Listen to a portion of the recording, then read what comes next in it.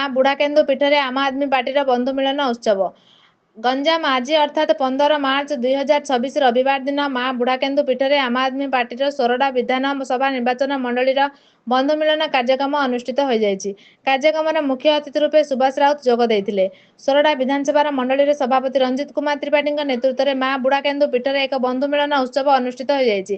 ଆସ୍କା ଲୋକସଭା ଆବାହକ ଭଜରାମ ସାବତ, ଆସ୍କା ବିଧାନସଭା ଆବାହକ ରଞ୍ଜନ କୁମାର ରାଉତ, ଗଞ୍ଜାମ ଜିଲ୍ଲା ଯୁବ ସଭାପତି ନୀଳକଣ୍ଠ ରେଡ୍ଡି, ଟି ସତୀଶ କୁମାର ପାତ୍ର, ହିଞ୍ଜିଳିକାଟୁ ପୌରାଞ୍ଚଳ ପରିଷଦ ନଗର ସଭାପତି ସ୍ୱାଧୀନ ସାହୁ ଏବଂ ଏହି ଅଞ୍ଚଳର ଶତାଧିକ ଉତ୍ସାହୀ କର୍ମୀଙ୍କ ସହଯୋଗରେ ଏକ ବନ୍ଧୁ ମିଳନ ଉତ୍ସବ ଅନୁଷ୍ଠିତ ହୋଇଯାଇଛି।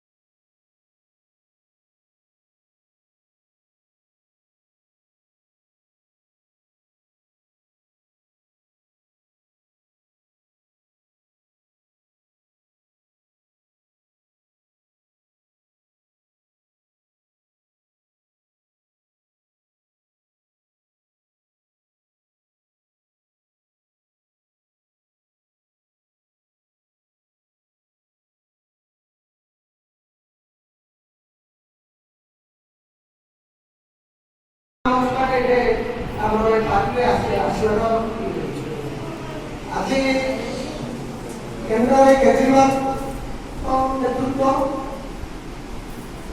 ରାଜ୍ୟରେ ବିଶ୍ୱନାଥ ମହାପାତ୍ରଙ୍କ ନେତୃତ୍ୱ ଏବଂ ଜିଲ୍ଲାରେ ରାଉତବାବୁ ସୁଭାଷ ରାଉତଙ୍କ ନେତୃତ୍ୱ ଆଉ ଆମର ନିର୍ବାଚନ ଏମ୍ପି ନିର୍ବାଚନ ମଣ୍ଡଳ ତାଙ୍କର ନେତୃତ୍ୱ ଏବଂ ନୀଳକଣ୍ଠ ଭାଇଙ୍କର ଯେଉଁ ଅକ୍ଲାନ୍ତ ପରିଶ୍ରମ ତାଙ୍କ ଇଏରେ ଚଳାଇଛନ୍ତି। ଏଇଟା ଆହୁରି ଆଗକୁ ବହୁତ ଇମ୍ପ୍ରୁଭମେଣ୍ଟ ଆମ ଆଦମୀ ପାର୍ଟି।